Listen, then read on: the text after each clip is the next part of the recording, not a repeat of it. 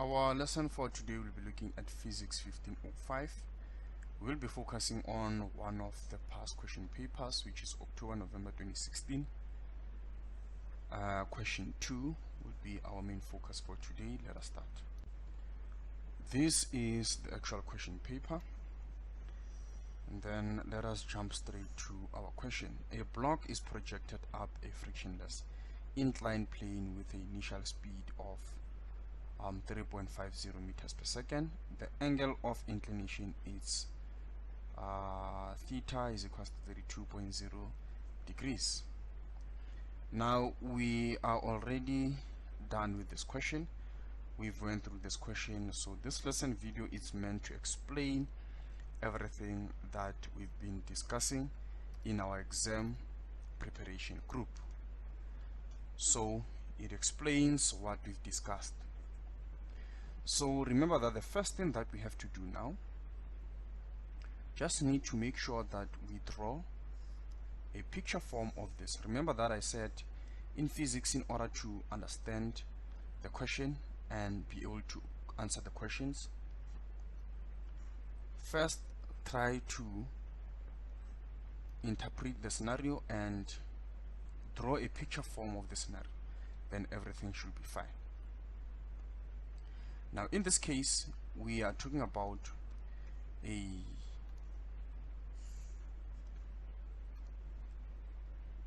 block that is projected up. So this surface is basically frictionless, and then it was projected this direction. Then the angle is 32.0 degrees. And then this block leaves, let's say this is point A, this is point B, somewhere here. It leaves point A with the initial velocity of 3.50 meters per second. Then we don't have the mass of the object, we don't have anything. So let us go to the first question. How far up the plane does it go? Now how far, it's the distance or the displacement. You want to know how far does it go from this position A up to anywhere on top of the incline. So we want to know the displacement. Now the problem is we don't have time. The only thing that we know is that there's no friction. And then when we try to draw a free body diagram of this as it goes up, you would agree that we only have force of gravity, because the person or whoever that is projecting this or a block doesn't continue projecting it. You are simply projected and then left to slide up, and then we know that at a certain point it will stop because there's no other force that is acting on it. The only force that is acting on the object is Fg, and then somehow it will stop somewhere somewhere there due to the Fg parallel, the component of Fg. Remember that we have Fg perpendicular and Fg parallel. Fg parallel, it's in opposite direction. So as it goes up, the velocity decreases because the force that is acting on this object, which is force of gravity, to be specific, the Fg parallel, it causes this object to slow down, and eventually it will stop somewhere here. After stopping, we know that this force continues to be experienced by the object, then it will change direction and moves down. So in this case we have to understand that Fg parallel, it is experienced by this object. Now we need to understand another thing again. As this object is moving up, The velocity here, initial velocity, is 3.50 meters per second. And then we know that the velocity somewhere here, it will be 0. So we can actually say this object is decelerating. Remember that when the velocity increases, we say the object is accelerating. And when it's accelerating, the acceleration will be in the same direction as this object. And then if the object is basically slowing down, let's actually draw the situation. So let's say this point A, this is point B. The object at point A is moving at 3 meters per second. At point B is moving at 5 meters per second. Now you can see that the speed of the velocity of the object is increasing, meaning that it is accelerating this direction. Another situation. At A, B, the object was moving with 5 meters per second, then it's now moving with 3 meters per second. Just note that the object is decelerating, and the direction of that deceleration is opposite. So in this case, the object's acceleration, the object's velocity is decreasing, meaning that the object is actually decelerating. Which direction? Opposite direction. Now that deceleration, we have to understand something. We said that Fg is experienced by this object.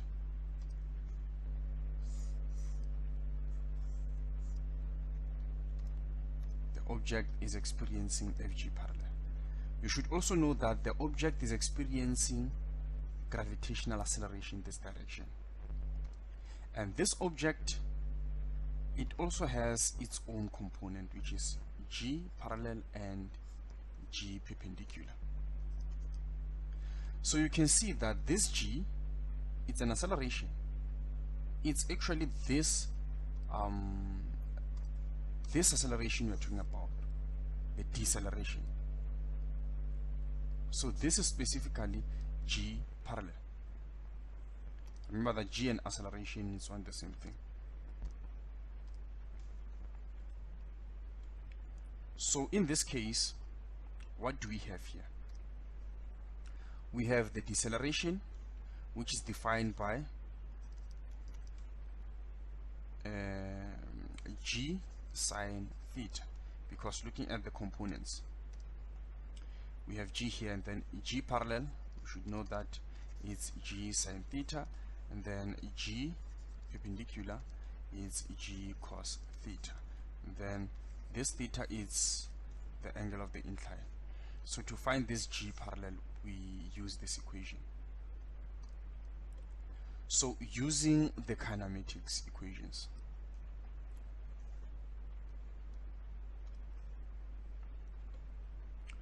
we have V f squared is equals to Vi squared plus 2a changing x. We have Vf is equals to Vi plus a changing t, and then we have changing x is equals to Vit plus half a t squared, and then we have changing is equals to the average Vf plus Vi to changing t. So looking at these equations, the question is saying how far. So looking at these equations, we are looking for an equation that has the physical quantity that we are looking for and enough information that we're given. So this is the displacement that we're looking for. So this one is totally out because it doesn't have any displacement.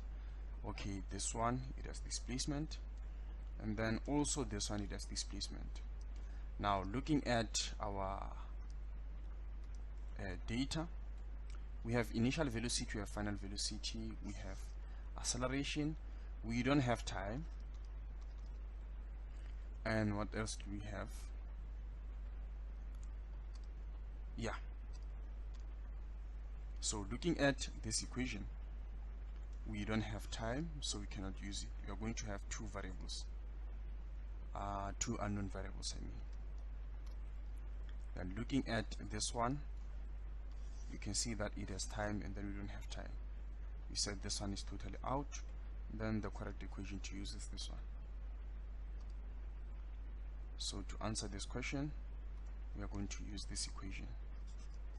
Vf squared is equals to Vi squared plus 2a change in x. Final velocity is 0 squared is equals to 3.50 squared plus 2. Now we have to understand that we are dealing with vectors here. Deceleration, the object is moving this direction. Deceleration is moving in opposite direction. We always take the direction of the system as positive, so it means that the opposite will be negative. So our deceleration will be negative. Remember that deceleration is causing the object to slow down, meaning that it's in the opposite direction. So here we are going to have negative. We said it's g sine theta, and then we are looking for change in x. So I can see that I rushed to substitute. I should have simplified first.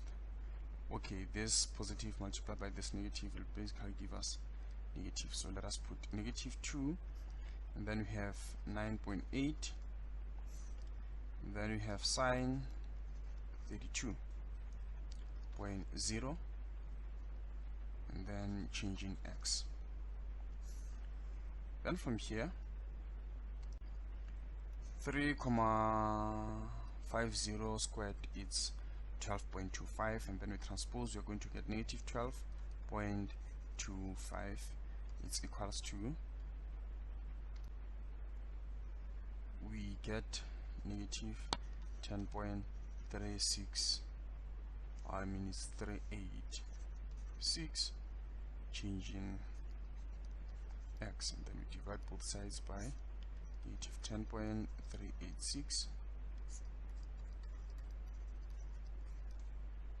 Then this will get rid of this. Then we get our displacement as 1.179 meters. So this is how far it will go up.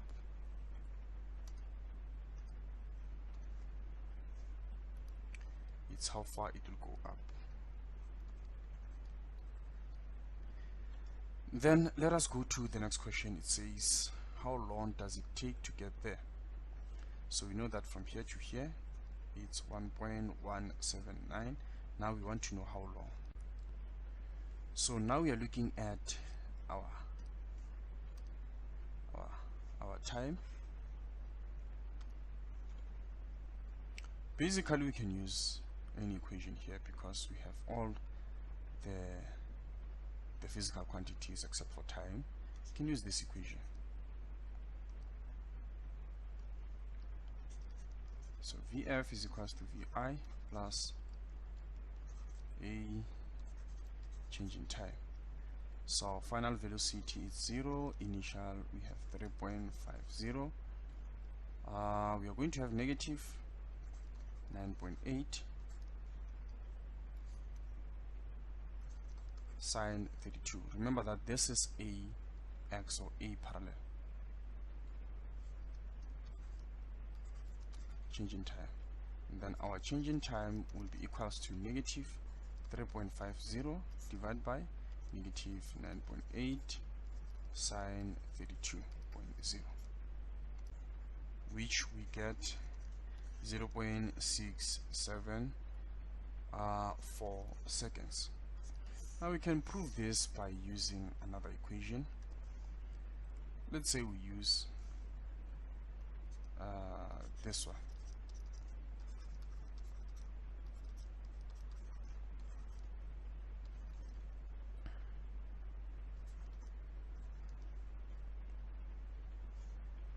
this one will cause us to use theorem of Pythagoras, and of which it will be lengthy. So let us go ahead and choose another equation. We can choose this one just to verify if this answer is correct. So we have change in x, it's equals to Vf plus Vi over 2, then multiply by change in time. So here, when you solve for this change in time, we have change in time Vf plus Vi all over 2. Then you multiply both sides by 2. We are going to get something like this. Then we divide by Vf plus Vi both sides. And then our change in time is equals to 2 change in x over Vf plus Vi. Then 2, our displacement is 1.179 over Vf is 0 plus Vi is 3.50. We get our time as 0.674 seconds. So you can see that this is actually correct. So our answer here is 0.674 seconds. Now the question says, what is its speed when it gets back to the bottom?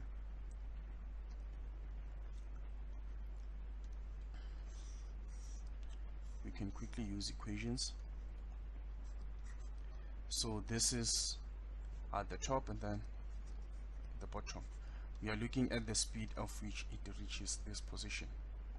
So here we should understand that it is at its maximum, so it's 0 meters per second. So we still have that G parallel pointing this direction. Doesn't matter whether the object is going up or down. And then we know that our time is 0.674 seconds. Displacement is 1.179. So we can use any equation. We're going to find our velocity.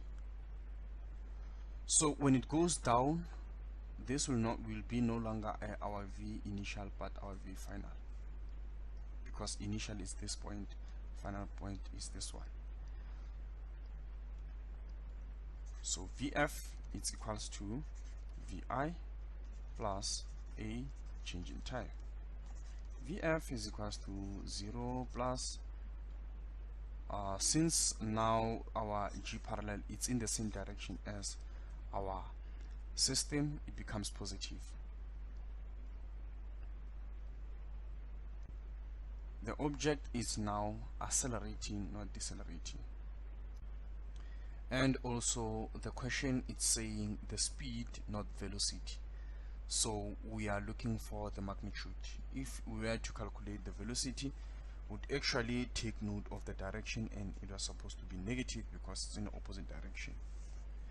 So here we have G, which is 9.8 sine 32 multiplied by 0.674.